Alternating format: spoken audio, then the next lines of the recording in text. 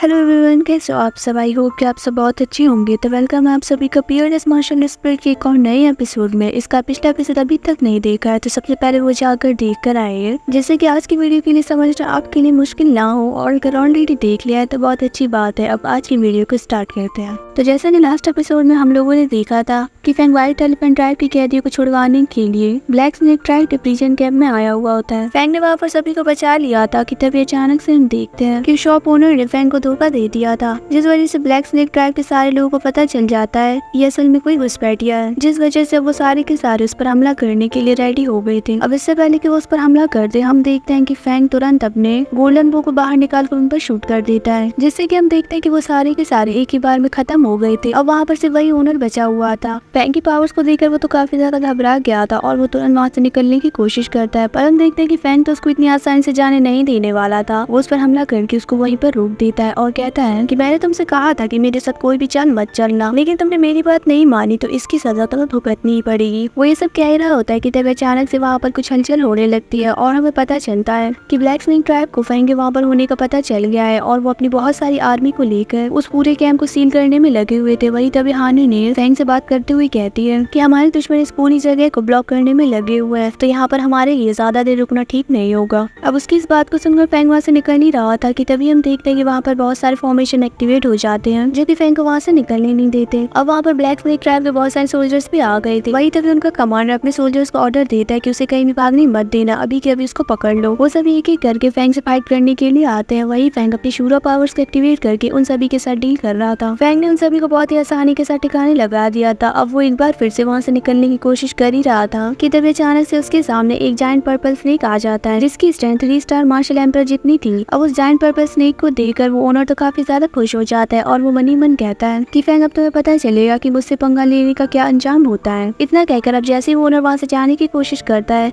तो उसे वहाँ पर एक सील दिखाई देती है, जिसे देखकर इससे पहले कि वो ओनर कुछ भी कर पाता, हम देखते हैं कि फैंग वहाँ पर चुटकी बजाकर उन सारे सील्स को एक्टिवेट कर देता है, जिससे कि वहाँ पर बहुत बड़े बड़े ब्लास्ट होने लगे थे और एकदम से वो जायंट पर्पल स्नेक भी वहाँ पर डिस्ट्रॉय हो गया था। ऐसा होने के बाद फिर फैंग आसानी से वहाँ से निकल जाता है। अब सीन यहाँ से शिफ्ट होकर सीधा व्हाइट एलिफेंट ट्राइब की तरफ आता है, जहाँ पर की फैंग, हानी और अंकल दा आ चुके होते हैं। उनके साथ वो कैदी भी थे जिन्हें छुड़ाने के लिए वो ब्लैक स्नेक ट्राइब की कैंप पर गए हुए थे। वो सारे कैदी वापस अपने ट्राइब में आकर काफी ज्यादा खुश होते हैं, जिसके बाद हमें सैंड को दिखाया जाता है जो कि थोड़ी उदास होते हुए फैंग की तरफ ही आ रही थी। जिसके बाद वो उन्हें बताती है कि ब्लैक बियर ट्राइब पूरी तरीके से डिस्ट्रॉय हो चुका है, उन पर हमला करने वालों ने उनमें से किसी को भी जिंदा नहीं छोड़ा। अब सैंड इस बात को सुनकर फैंग को एक बहुत बड़ा शौक लगा था। वहीं तभी हानी ने भी हैरानी के साथ कहती है लेकिन ऐसा कैसे हो सकता है। वहीं तभी अंकल दाव भी कहते हैं कि क्या ये सब। पर तभी सैंड बोल पड़ती है कि हाँ आप बिल्कुल सही है, इन सब चीजों के पीछे ब्लैक स्नेक ट्राइब वाले हैं। जिसके बाद सीनियर से शिफ्ट होता है और हम ब्लैक स्नेक ट्राइब की लीडर निंगियर को देखते हैं, जैसे कि उसका एक गार्ड आकर खबर देता है कि किसी ने कैंप पर हमला करके व्हाइट एलिफेंट ट्राइब के कैदियों को छुड़वा लिया है। ये सुनकर तो निंगियर काफी ज्यादा गुस्सा हो गई थी और वो उस गार्ड से कहती है कि क्या सच में सिर्फ वहाँ पर एक इंसान था जिसने की ये सब किया है। जिस पर वो गार्ड घबराते हुए हाँ में सर हिलाता है। वही हम देखते हैं कि निंगियर का स्नेक उसी गार्ड की तरफ बढ़ रहा था। जिसके बाद निंगियर उस गार्ड से एक और सवाल करती है और कहती है कि क्या उसने हमारे पूरे कैंप को तबाह कर दिया है। इस पर भी वो गार्ड हाँ में जवाब देता है। वही हम देखते हैं कि वो स्नेक उसके काफी ज्यादा करीब आ चुका था। जिसके बाद निंगियर उससे एक और सवाल करती है, जहाँ पर कि वो उससे पूछती है कि हम पर ऐसे हमला करने के बाद भी क्या व्हाइट एलिफेंट ट्राइब को कोई भी नुकसान नहीं हुआ। जिस पर एक बार फिर से वो गार्ड हाँ में ही जवाब देता है। अब निंगियर उस गार्ड के करीब आकर उससे कहती है कि तो फिर ठीक है, अब थोड़ा आराम कर लो।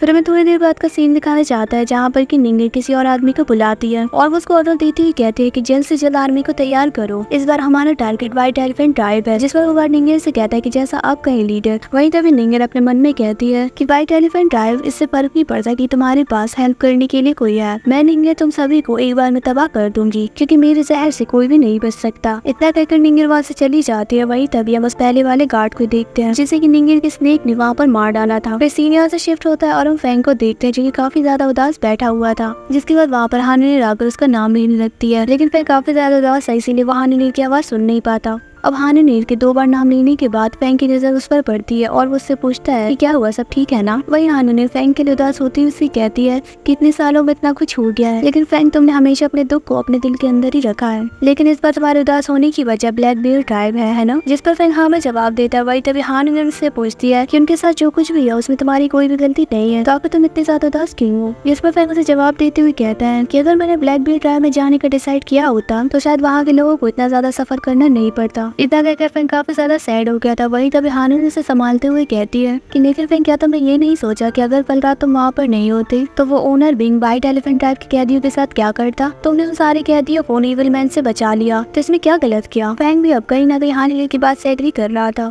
अब उनमें ये सब बातें हो ही नहीं होती कि तभी अचानक से बाहर से कुछ आवाज आती है, जहाँ पर कि हम देखते हैं कि रेड टाइगर ट्राइब और ब्लैक बियर ट्राइब के कुछ कैदी वहाँ पर आए हुए थे और वो फैंग का शुक्रिया अदा करना चाहते थे। जिसके बाद वहाँ पर फैंग आता है और उन सभी से कहता है कि आप लोगों को ऐसा करने की कोई भी जरूरत नहीं है। अगर आप रीपे करना ही चाहते हैं तो जाइए और अपने ट्राइब को प्रोटेक्ट करने के लिए अपना बेस्ट दीजिए। पर तभी हम देखते हैं कि ब्लैक बियर ट्राइब के वो दो बंदे आगे आते हुए कहते हैं कि सीनियर लेकिन हम कहाँ जाएं, हमारा ट्राइब तो पूरी तरीके से तबाह हो चुका है। जिसके बाद तभी एक गार्ड फैंग को बताता है कि ये दोनों ब्लैक बियर ट्राइब से हैं। अभी सुनकर फैंग काफी ज्यादा हैरान हो गया था। वही वो उनके लिए काफी ज्यादा उदास भी हो जाता है। फैंग के मुंह से कोई भी शब्द नहीं निकल रहा था। तभी एकदम से हानून बोल पड़ती है कि ये तुम पर डिपेंड करता है कि तुम अपनी जिंदगी कैसे जियोगे, ह्यूमिलेशन के साथ या ऑनर के साथ। ये तुम पर डिपेंड करता है कि तुम कहाँ पर रहना पसंद करते हो। अब हानून की बात सुनकर उनमें से एक कैदी बहुत ही ज्यादा प्राउड के साथ कहता है कि ठीक है, मैं यहीं पर रुकूंगा और इस ट्राइब को प्रोटेक्ट करने में अपनी जी जान लगा दूंगा। ब्लैक स्नेक ट्राइब वालों ने मेरे अपनों को खत्म कर दिया, मुझे इनसे इसका बदला भी लेना है। जिस पर अभी दूसरा वाला कैदी भी कहने लगता है कि हाँ, मैं भी ऐसा ही चाहता हूँ। मैंने सुना है कि व्हाइट एलिफेंट ट्राइब की सैंड भी हमारी लीडर की जैसी ही है। हमारे लीडर अक्सर उनकी बात किया करते थे, तो मैं यहाँ पर रुककर उनकी हेल्प करना पसंद करूंगा। जिसके बाद वहाँ पर मौजूद तीसरा वाला कैदी फैंग की तरफ देखते हुए पूछने लगता है कि सीनियर क्या हम जीतेंगे? जिस पर फैंग भी फुल कॉन्फिडेंस के साथ कहता है कि हाँ बिल्कुल, क्योंकि मैं यहाँ पर हूँ। फैंग की इस बात को सुनकर हानून उसकी तरफ देखने लगते हैं। वहीं तभी फैंग उससे कहता है कि हानून मैं बिल्कुल ठीक हूँ। अब उसकी इस बात को सुनकर हानून खुश होते हुए कहती है कि लगता है कि जिस फैंग को मैं जानती थी वो फिर से वापस आ चुका है। और फिर हानून की इसी बात के साथ हमारा आज के एपिसोड यहीं पर एंड हो जाता है। होप करती हूँ कि आपको आज का एपिसोड अच्छा लगा होगा। अगर हाँ तो वीडियो को लाइक और अगर चैनल पर पहली बार आए हैं तो सब्सक्राइब भी जरूर से करते जाना। बहुत ही जल्द मिलेंगे एक और नई इंटरेस्टिंग वीडियो में। Bye bye.